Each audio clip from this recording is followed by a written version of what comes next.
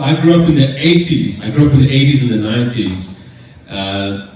And this song used to often come onto the radio. I don't even remember who sang it, but the song goes something like this. Words are all I have to take your heart away. So who sang that? I think it was either one of the Cash. Why does it sound like a familiar thing, Cash? Cash, not Johnny Cash. Not Johnny, the other one, there's another Cash. Oh, his daughter Cash. Or it could be Bob Dylan. Bob Dylan. I think one of the boy bands did Words, right? No, I think One Direction came in much later with that. Words. Oh, okay. And now they've gone They took it over. yeah, now they've gone in the other direction. Don't ask me about that. Yeah.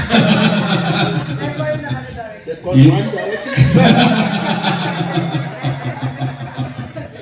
But words, man, sure. Words are powerful. Yeah, words are powerful. Words can do something so significant and special in your heart. About 100 years ago, there was a relatively unknown individual in Germany. His name was Adolf Hitler. And he was just a struggling artist trying to make ends meet on the side of the road by selling his paintings, and he didn't really sell much of them. And he started a small little party with a bunch of guys, and they decided to revolt, and they got arrested, and they were thrown in prison. And while he was in prison, he wrote a book called Mein Kampf, right? And I've read that book, and in that book he articulates his struggle, right? Mein Kampf means my struggle. And he articulates his thoughts and feelings about people in Germany. And you can clearly see, if you read that, his hatred of the Jews, right? I mean, there's no doubting. Like, you just turn the pages of that book and you can see his hatred of the Jews. And yet, when he became Chancellor of Germany 8 years later, no one was really paying attention. No one's really paying attention to what he wrote in that book. And he even started to describe what he would like to do to certain members of society, including the Jews. But no one's like, oh yeah, man, you know, that's just a book, you know, like it's just, I mean, that was 8 years ago, come on, you know, and history reveals otherwise. You know, Jesus says in Luke 6:45, he says, what flows from out of us comes from our hearts. Right? What flows out of us, what comes out of our mouths, comes from our hearts. And so, I mean, his story proves to be true. No one can be shocked when World War II started and he started the death camps and the extermination camps, because he said it like 15 years ago. And yet the world is so shocked that this has happened, you know?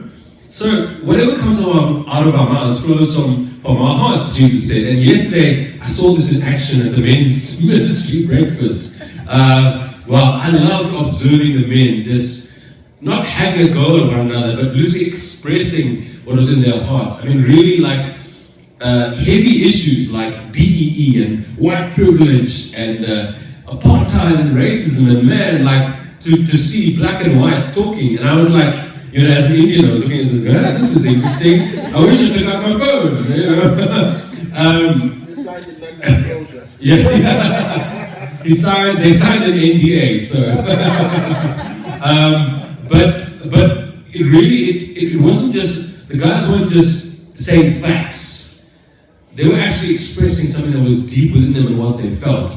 And yet, we were able to still leave the room loving one another, you know. So always remember, like, what Jesus says about our words always proves to be true. You know, sometimes when you speak to someone and say, oh, I didn't mean that. Well, I didn't mean that.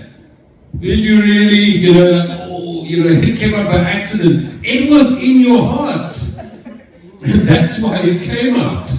You know, so what we say flows from what's in our hearts, Jesus said. So the first thing I want to say about words, where is those fancy things? Oh yeah. They're fancy because all they needed to be done was to be printed out. Yeah, so it's hard not to do with our PowerPoint today. The first thing about words is that they have power. Yoo! Words have power. Now, when God created the universe, all he needed to do was his words, right? The first words recorded in the Bible of God is, let there be light. 4 words. And those words exploded the universe into being. Man, I absolutely love that, because he didn't even need to do anything. He just said a few words. And I love what James says about words. I'll read it for you. James chapter 3, verses 3. He says, we can make a large horse go wherever we want by means of a small bit in his mouth. Yeah, so he's comparing big to small. He's saying we can make a large horse go wherever we want to go by the means of that small bit. And then he says, and a small rudder makes a huge ship turn wherever the pilot chooses to go, even though the winds are strong. Small rudder makes a huge ship turn. Verse 5, in the same way, the tongue is a small thing that makes grand speeches, but a tiny spark can set a great forest on fire. Now, James tells us the power of the tongue, the power of our words. By just words alone, you can cause a seismic shift in the atmosphere, a seismic shift in how someone feels, a seismic shift in their hearts. I don't know when was the last time you heard the words, I love you. You might say, yeah, my husband says it to me all the time, or my wife says it to me all the time, or my kids say it to me all the time. But when was the last time when someone said, I love you, you felt it. You felt it. You know, I never doubted growing up that my parents loved me. I never did. Even now, after they're long gone, I still never doubt it. But I don't think I quite heard those words often enough. You know, I was at a workshop about a month ago, and the guy was saying, he was saying, you know, that there's three statements, 3 words that boys often need to hear from their dads. One is, I love you. The other one is, I'm proud of you. And the third one is, you're going to grow up to be a strong man. You know, and he said he wished his dad said those things to him more often, because he never heard them from his dad. And he said the ladies from their dads, the girls, need to hear one sentence, and that is, you are beautiful. You are beautiful. Because he said, based on his life experience and his sister's experience, because she did not hear that from her father, she ended up looking for that from so many men. Because all she wanted was for a man to say to her, you are beautiful. You see, words have power. Words have power. I mean, how many times, man, you grew up hearing these words, boys don't cry.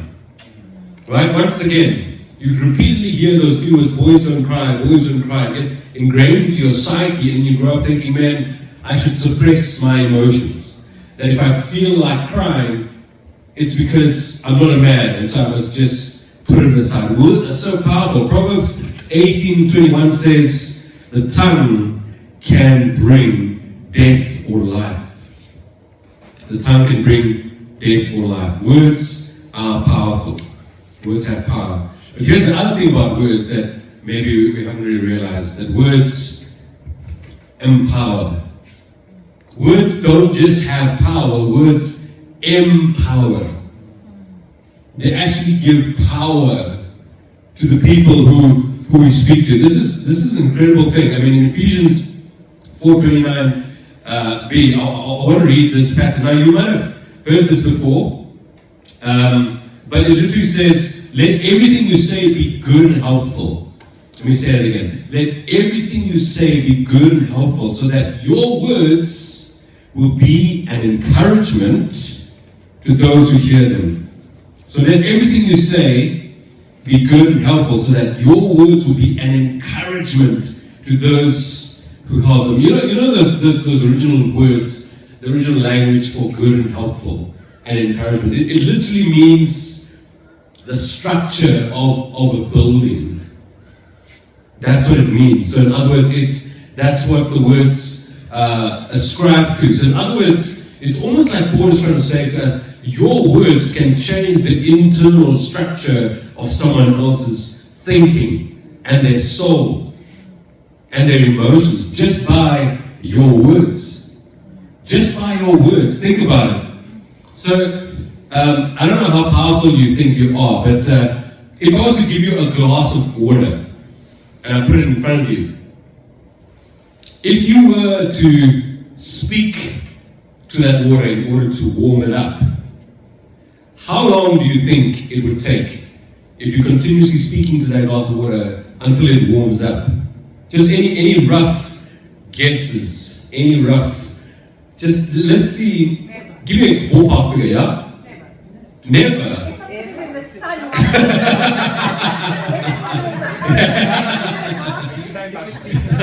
by speaking to it continually without stopping. Sasha, oh, you have little faith. I thought Sasha was a woman with great faith. Now she's like, never. Never, ever. This is a scientific conversation, a conversation. Oh, we're on the two the same? Oh, that's another conversation for another day. Anyway, just give me a guess. I mean, 2 years. 2 years. Okay, now that's someone with great faith. Great faith. I love it. 2 years. Very so recognized. Mike says, I hope you still recognize me. It's like, who's this crazy guy speaking to a glass of water? But scientifically, literally, if you continue to speak to a glass of water, it'll take you 2,000 years to warm it up. Right? So the energy that comes from your mouth, from you, will take 2,000 years to warm up the glass of water. But let's raise the decibel a little bit. Let's pretend now you are screaming and shouting like I am right now to the glass of water. Right? So you're not just speaking to it conversationally, you are screaming and shouting at it continuously. Now, how long do you think that will take? 1,500. Okay, you brought it down, yeah? So have a bit more faith, guys. Have a bit more faith. How long do you think? 300 years. No. Bring it down. Come on. Okay, now we're getting hot. Yeah, now it's getting hot. Right? You're not just getting hot, it's getting hot. But you're close. So it takes a lifetime, about 75 years. You continue to shout at a glass of water for it to start warming up. The energy that comes from you. You see, you and I are not designed to warm up water.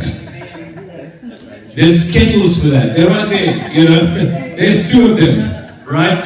We're not designed to warm up water because the energy that comes from us is not designed for that. Almost said evolution brought kettles. Yeah. But what you and I are designed for is that the energy that comes from our words is designed for another human being. That's what we're designed for. And when Paul says, let your words be good and helpful for the encouragement of people. I mean, that word encourage literally means to give courage, right?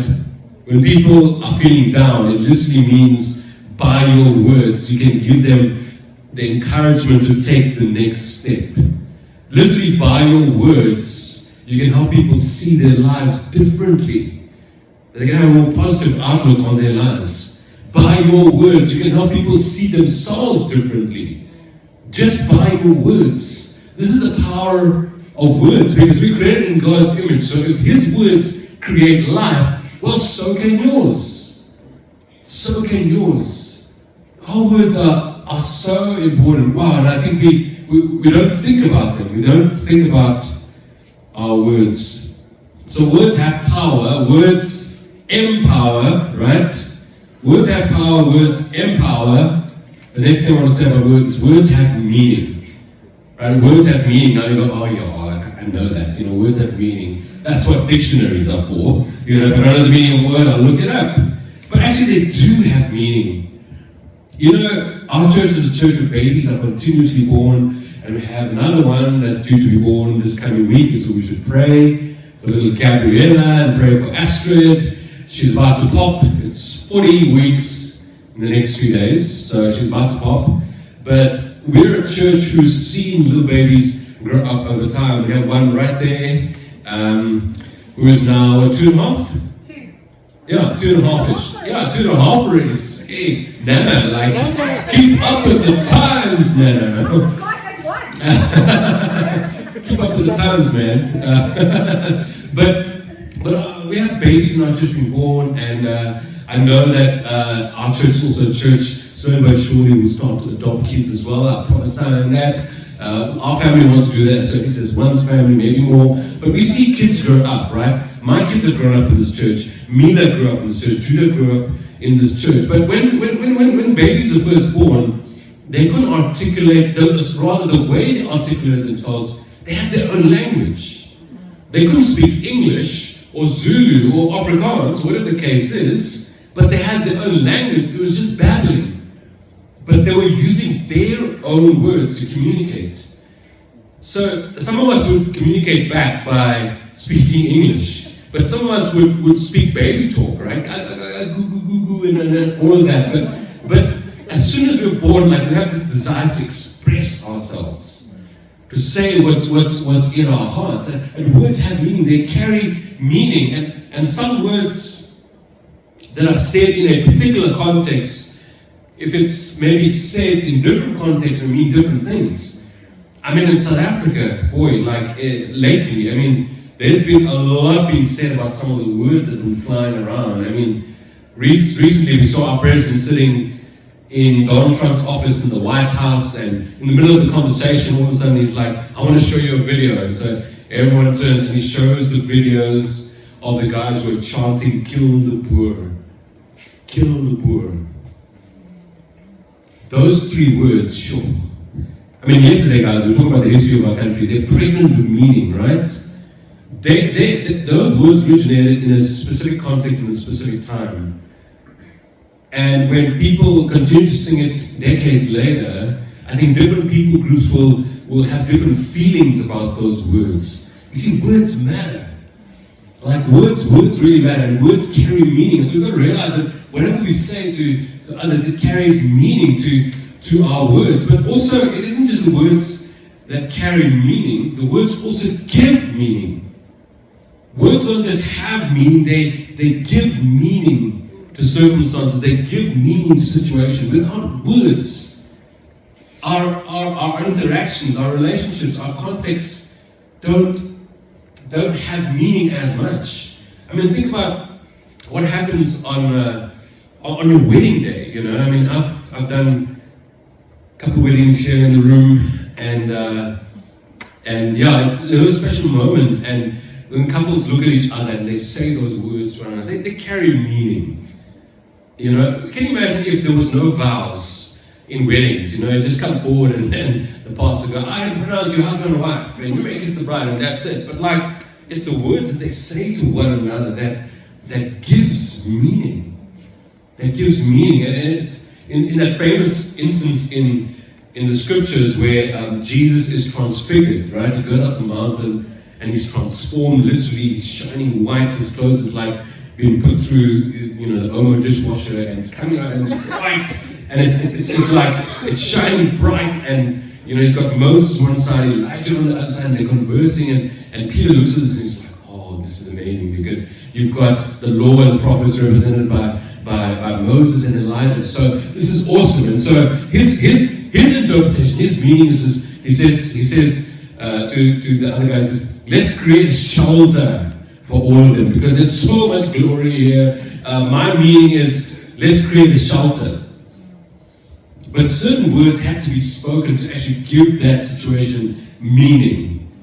Because he was fumbling around, like he didn't know what was going on. So he just said, you know, let's create shelter. But actually, this is what was spoken. But when, as he spoke, a bright cloud overshadowed them, and a voice from the cloud said, this is my dearly loved son, who brings me great joy. Oh, I love that.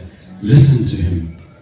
This is my dearly loved son, who brings me great joy. Listen to him. So God had to speak from heaven to give meaning to that. He's saying the meaning, Peter, behind what's going on here is not what you think. The meaning means I'm affirming my son. And I'm saying I love him. He's pleasing to me. So you better listen to him. That's the meaning of that situation.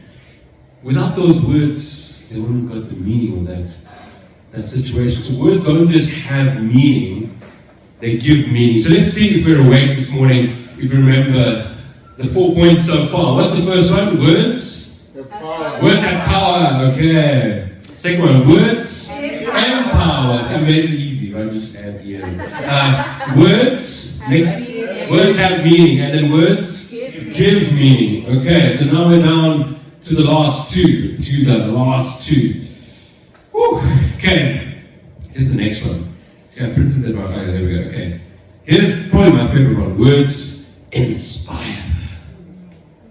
Words inspire. Oh.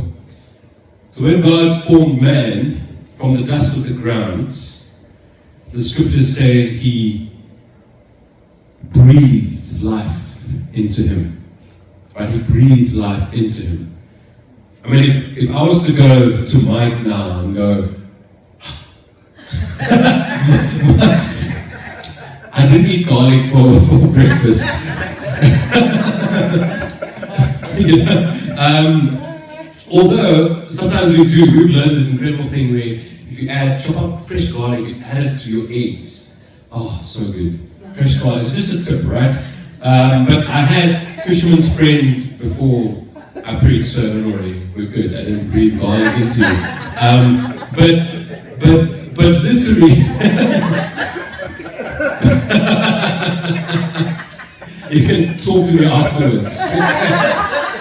You can come and talk to me afterwards if the fisherman's friend didn't work. But words inspire, that's literally what it means. God breathed. The word inspire literally means the breath that comes out. It came out of God and it breathed new life into man, into Adam. So words inspire, it's literally the breath that comes out of you in the form of words has the power to give life to people. It's breath that comes out in words. So you don't just walk around going to people, but by your words, your breath comes out and words are formed and it has the power to give life to people. This week, I realized that my bank card expired. And the only reason I realized it is because when I bought something and I went tap and it said bank expired, card expired. I was like, oh, I wish I looked at my card, you know? And so I had to phone NetBank and then ask them, you know, is the new card being delivered to the bank and can I go collect it, whatever? And the guy on the other side of the line says, can you just hold on a moment, so I just want to check, right? So he's on his computer, click, click, click, click, click. And so, you know, it's awkward silence because that music isn't there, you know, like the same old music they play, you know.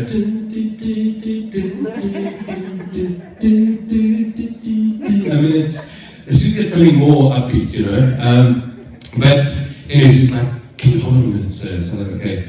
So then he says, how was your day, sir? So I said, oh, it's been great. And how's yours been? He says, oh man, I can't wait to get home. So I was like, but it's only like 12:30 in the afternoon, you know?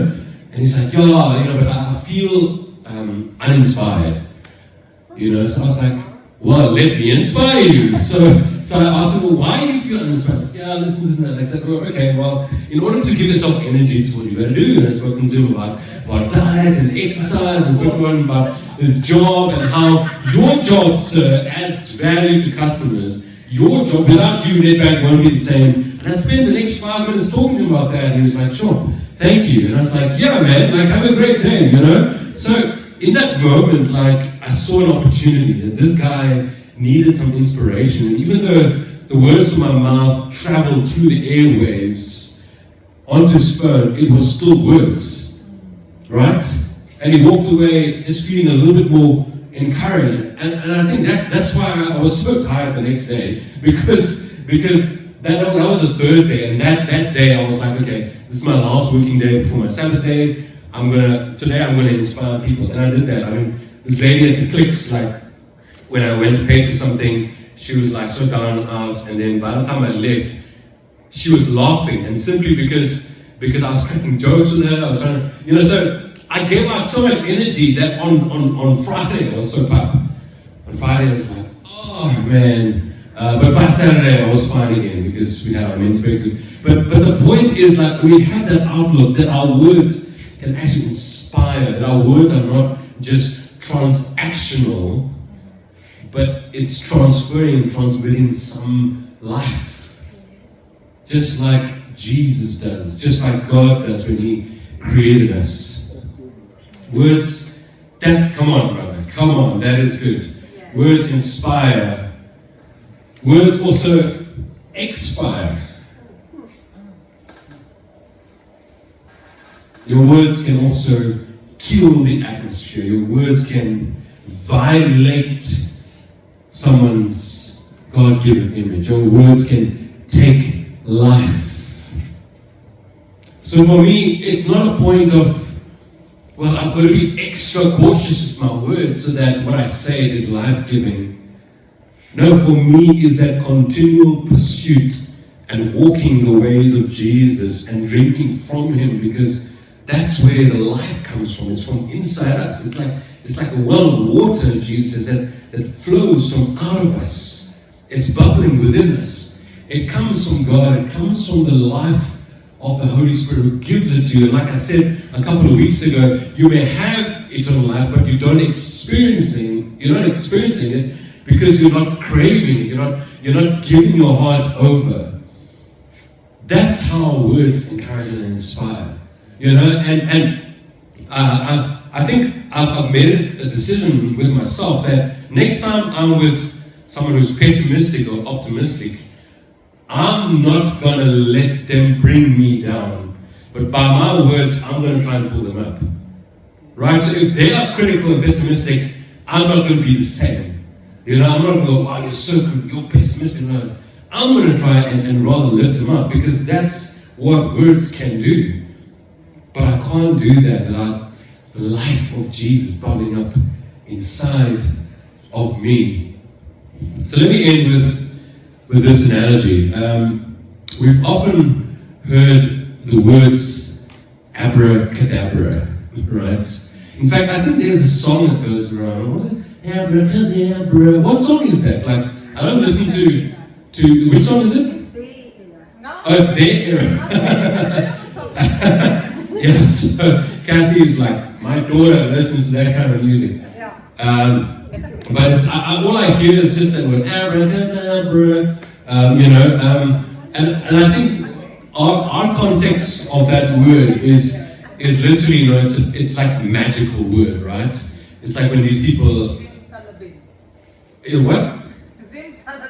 Zimsalabim, is that your... Open sesame. No, are those your words? Okay. Zimsalabim, yeah. But it's I mean, you know what it is, right? It's when people try and do magic, they go abracadabra. But you know what the origin of that word is? Where did the word abracadabra come from? It actually comes from the Jewish language. And during Jesus' time, there was a Jewish Aramaic equivalent of it. And the Jewish word, or words that it originated from, is avracadabri. That's the Jewish Hebrew word, avracadabri. That's the Hebrew word. And guess what it means? It literally means, I create as I speak. I create as I speak. Or I have created as I have spoken. In Hebrew, that's what it is, avracadabra, and over time it morphed in terms of the etymological origin of it, morphed over time, and then it became abracadabra. People of the magic arts and even dark arts use it for. But actually, that's the origin of the word. I create as I speak. Need I say more? Need I say more? Words are powerful, man. Words are so powerful. So we shouldn't walk away thinking, I should be careful what I say.